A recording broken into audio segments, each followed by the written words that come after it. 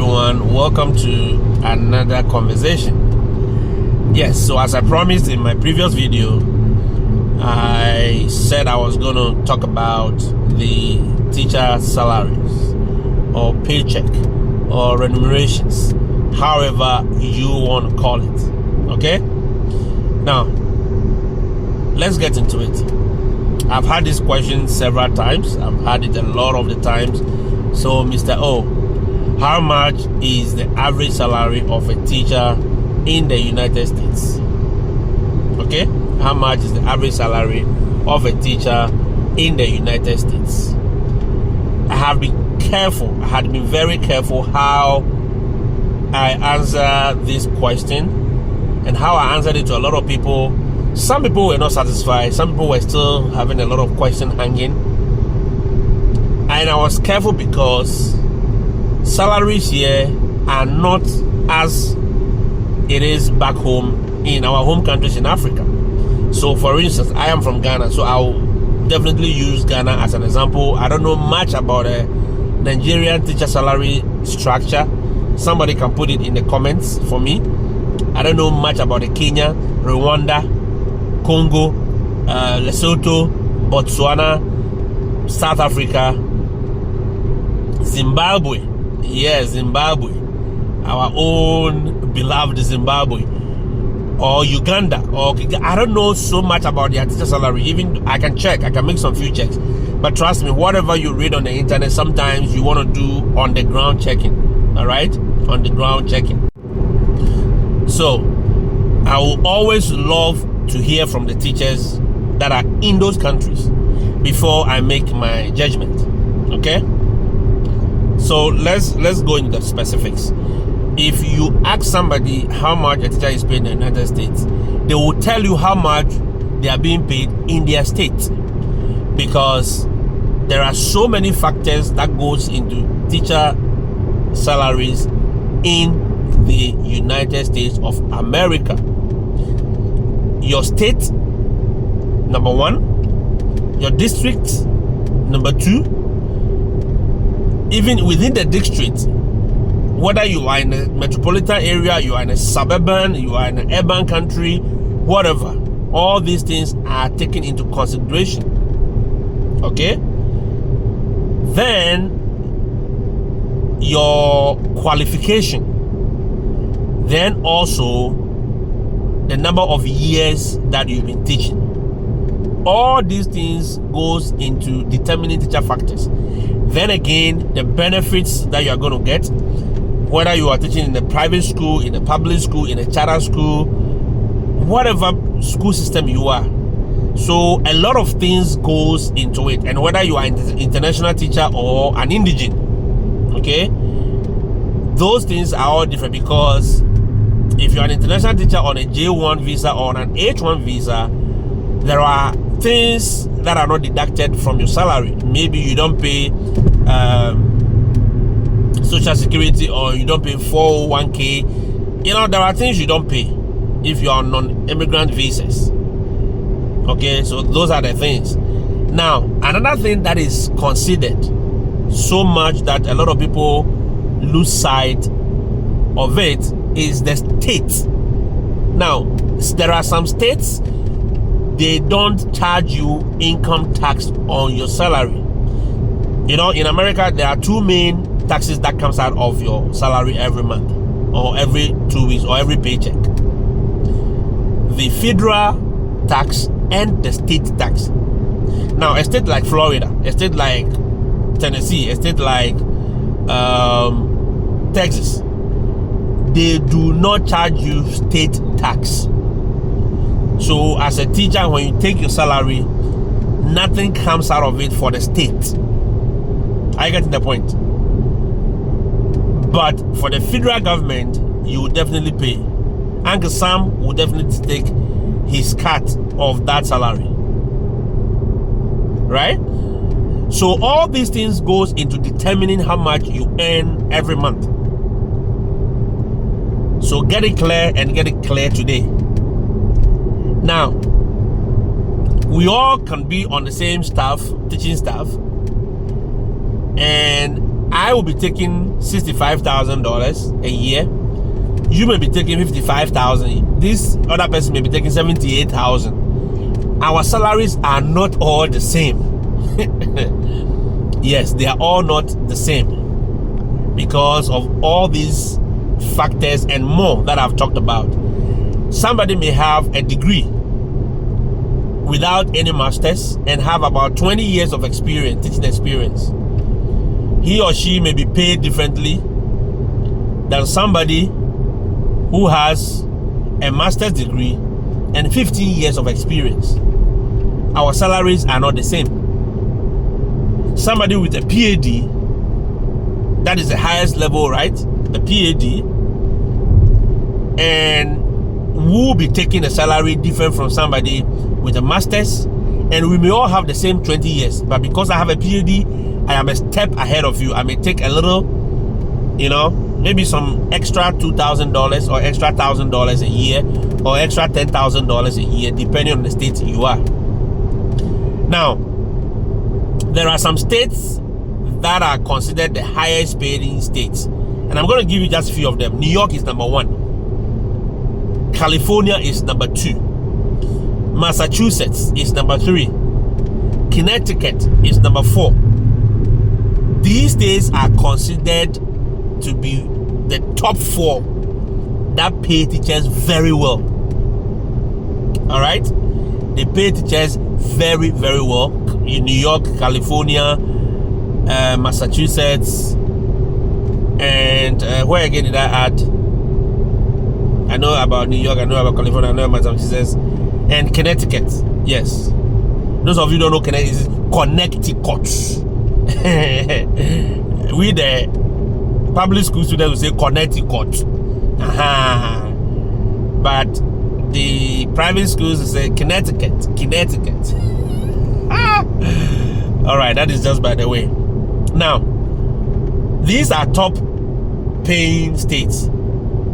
I don't know if any of you can think, is there something that is peculiar about these states? Yes. Yeah, let me see it in the comments. Okay, this, if it was class that I was teaching, I'll have to wait for you to put it in the comments before I continue. There is something peculiar about these 4 states, and that is the cost of living. The cost of living in these states are what? Expensive. They are high. So the same way, the salaries have to be pegged based on the cost of living as well. So your qualification, your years of experience, everything will count in, but they will also take into consideration the cost of living in that state. Is that okay? So that is also a determining factor. That is why you see somebody in California taking $80,000 as a teacher, but don't envy that person. You will be in North Carolina and you may be taking $50,000, but trust me, you may even enjoy that $50,000 more than the $80,000 in California. Why? Because of the cost of living and the deduction and the taxes that are very high in some of these states. New York, no, you don't want to envy anybody taking $100,000 as a teacher in New York. Yes, there are teachers who are taking 6 figures in America. There's 6 figures you always hear. There are teachers here whose salary in a year is about $130,000, $140,000 as a normal teacher. If you are a principal or assistant principal, as for your salary, boo-boo, plenty. You the joke. Yes, some principals are taking as much as $230,000, $240,000, $185,000 and above. Some take 24, some even take 300,000. Okay, some take even 300,000. It is all about the level and their responsibilities and all that. Okay, so that is also a determining factor. Now, if you are in a state that the cost of living is low, your salary may be pegged as such. So, but on the average, okay, so those taking 100,000, 150,000, 200,000, those are the outliers. Those of you who did a little statistics, you know that we have what we call outliers in statistics. Those are the people who are outside the normal range.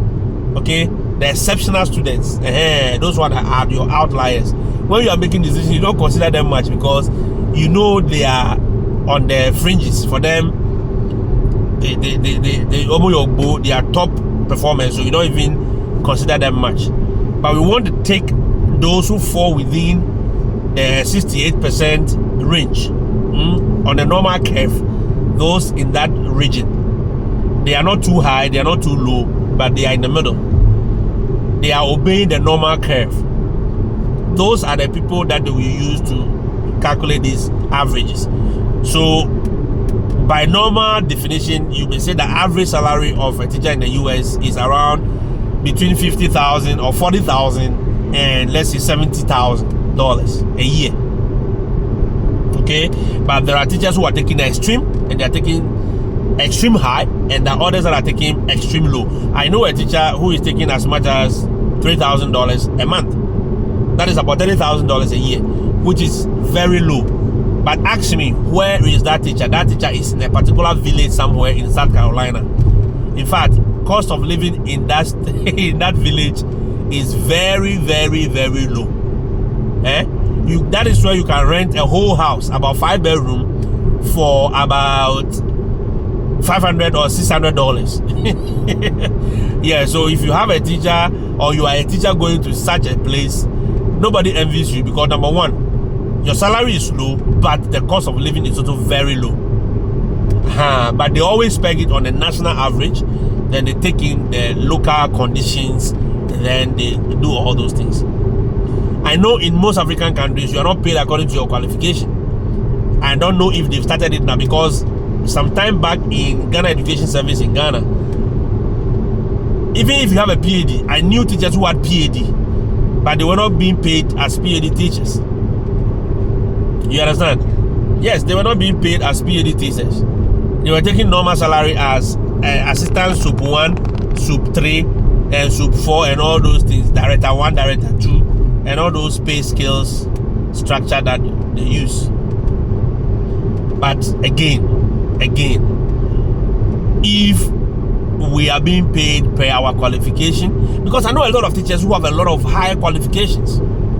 Yes, a lot of teachers have masters, they have MBAs, they have, they've done a lot of, and here, so long, in fact, even if you finish the school and you bring your documents to the principal, they will process it to the central office, and the next month you'll be paid. In fact, you can even be paid your arrears. Maybe you completed the school last year and you forgot to present it. They may even calculate it and pay you because you'll be working for them with that level of knowledge.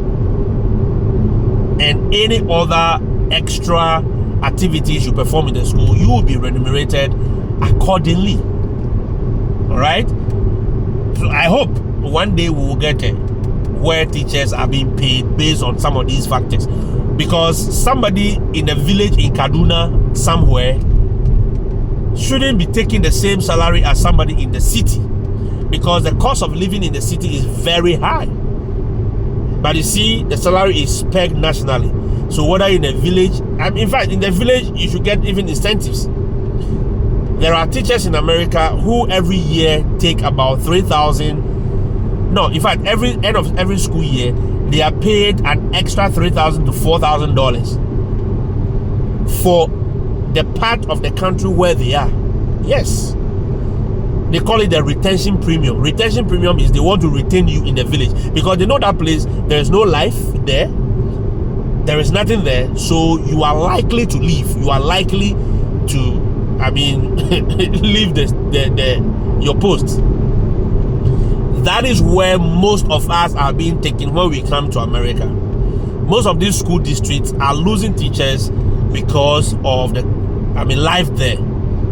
So they created some of these programs to bring you teachers from outside the United States to come and augment or help, the staffing solutions or the staffing issues there. So that is how some of these programs came into being. So understand it. If you come and unfortunately you are not going to a city, you are not going to the Charlotte City or Columbia City, or you are not going to New York City, or you are not going to DC, or you are not going to Virginia, please don't be angry. All right? there are benefits, there are pros and cons in all these things. Whether you live in the countryside or you live in the city. The cost of living in the city is high. Countryside is low. You understand? Raising kids in the countryside has its benefits. Raising them in the city has its benefits. So take the blessing wherever you find yourself. Shine, do your best. I mean, leave your mark. And hey, you never know where the world will take you. Okay? So that if you will be asking this question, maybe you have been asking yourself, you have been asking teachers, and they are not telling you. That is what I've told you today.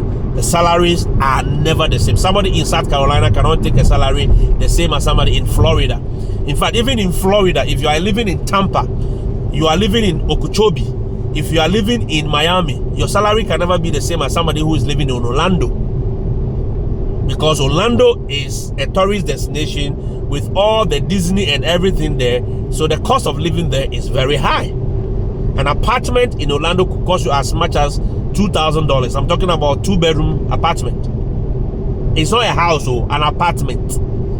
But somebody in South Carolina in Orangeburg could be living in a house, a 3-bedroom, a 4-bedroom house, and be paying $1,000. Can you believe that? Yes. I was living in North Carolina. I was paying $1,000. That's my rent for a 2-bedroom townhouse.